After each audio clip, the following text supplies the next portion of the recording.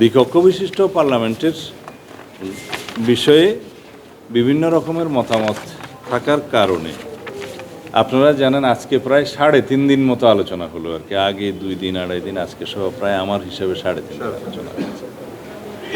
এখানে দ্বিপক্ষ বিশিষ্ট পার্লামেন্ট সৃজনের বিষয়ে মোটামুটি অধিকাংশ রাজনৈতিক দল একমত, কিন্তু তার গঠন প্রক্রিয়া কি হবে এবং তার পাওয়ার অ্যান্ড ফাংশন কি হবে এ বিষয়ে ব্যাপক বিতর্ক আছে। আমাদের দলের পক্ষ থেকে আমাদের যে প্রস্তাব সেটা আমরা এখনও সেই জায়গায় আছি এবং আমাদের 31 দফার ভিত্তিতে আমরা যে আইডিয়া নিয়ে এই দ্বিকক্ষ বিশিষ্ট পার্লামেন্ট সৃজনের জন্য প্রস্তাব করেছিলাম সেটা হচ্ছে দেশের বিভিন্ন সেক্টরের যারা বিশিষ্টজন, রাষ্ট্রবিজ্ঞানী, সমাজবিজ্ঞানী, বিভিন্ন শ্রেণী পেশার বিশিষ্টজন এবং যাদের জাতি গঠনে অবদান আছে তাদেরকে নিয়ে এবং যারা পিছিয়ে পড়া জনগোষ্ঠী আছে বিভিন্ন শ্রেণী পেশার মানুষকে নিয়ে তাদের যে মেধা, প্রজ্ঞা এবং অভিজ্ঞতা সেটার কন্ট্রিবিউশন যাতে ন্যাশন বিল্ডিং অ্যাক্টিভিটিসে প্রতিফলিত হয় এবং জাতি সমৃদ্ধ হয়, সেই আইডিয়া থেকে আমরা এই প্রস্তাবটা রেখেছিলাম। এবং সেখানে আমরা 100 আসনের দ্বিকক্ষ বিশিষ্ট পার্লামেন্ট আপার হাউসের প্রস্তাব করেছিলাম।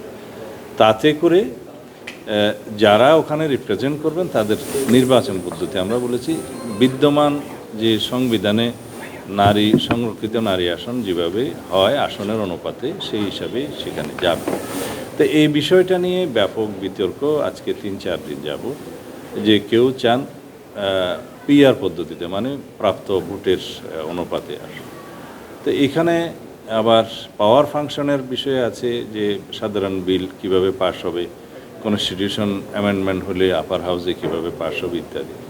তো ব্যাপক আলোচনার ভিত্তিতে কোথাও ঐক্যে আসা যায়নি, ঐক্যমতে আসা যায়নি। এখন দ্বিকক্ষ বিশিষ্ট পার্লামেন্টের প্রয়োজন আছে কিনা সেই প্রশ্ন অনেক দল তুলেছে, যে বাংলাদেশের মতো একটা আমাদের যে আর্থিক সক্ষমতা সেই বিষয়ে আরেকটি পার্লামেন্ট সৃষ্টি করা এবং সেই পার্লামেন্টটা যদি আসলে নিম্নকক্ষের রেপ্লিকা হয় তাদের বক্তব্য অনুসারে, তাহলে সেটার প্রয়োজন আছে কিনা সেই প্রশ্ন উত্থাপিত হয়েছে। কারণ এটাও একটা আলাদা পার্লামেন্টের মতো ব্যয়বহুল একটা পার্লামেন্ট হবে।